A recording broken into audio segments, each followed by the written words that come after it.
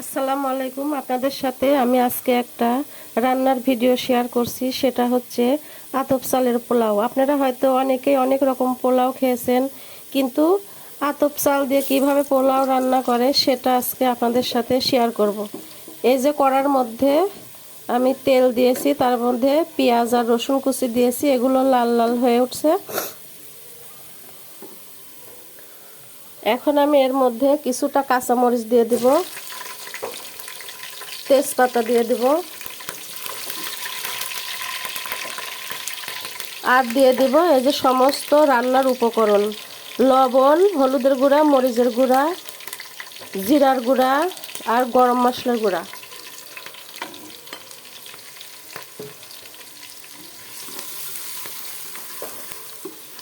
এগুলো ভালোভাবে কষিয়ে নিব। ওর মধ্যে দিয়ে দিব 1 চামচ আদা বাটা। রসুন বাটাটা দিব না, কারণ আমি গোটা রসুন এর মধ্যে দিয়ে দিয়েছি। আর এই যে দেখতে পাচ্ছেন, এটা কিন্তু পোলার চাল না, এটা হচ্ছে আতপ চাল। এটা আমাদের বাড়ির তৈরি আতপ চাল। এটা দিয়ে আমি আজকে ঝাল ঝাল করে পোলাও রান্না করব। তো দেখতে থাকুন।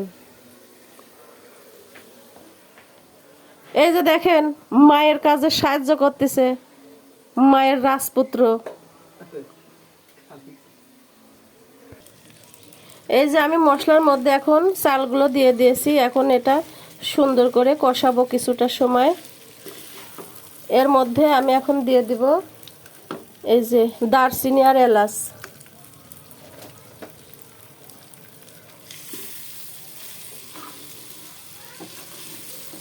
যত সুন্দরভাবে এই চালটা ভাজা হবে, পোলাওটা তত ঝরঝরে এবং সুন্দর হবে।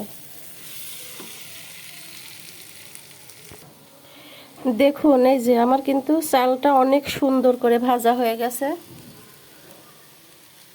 এখন এর মধ্যে আমি পানি দিয়ে দেব। আমি কিন্তু পানি বা চাল কোনোটাই মাপিনি, চোখের একটা আন্দাজে আমি রান্না করতেছি। রান্না করতে করতে অভ্যাস হয়ে গেছে, তো তাই।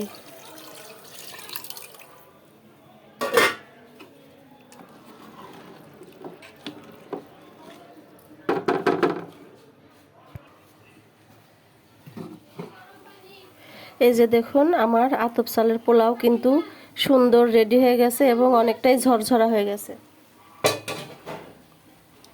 এখন আমি এর মধ্যে একটু সরিষার তেল দিয়ে দেব।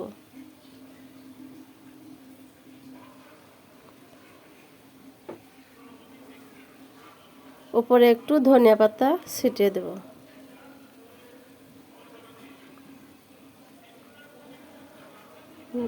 দুইটা কাঁচামরিচ দিয়ে দেব। আতপ চালের পোলা কিন্তু আমার রেডি। এভাবে রান্না করে খেয়ে দেখবেন কেমন লাগে।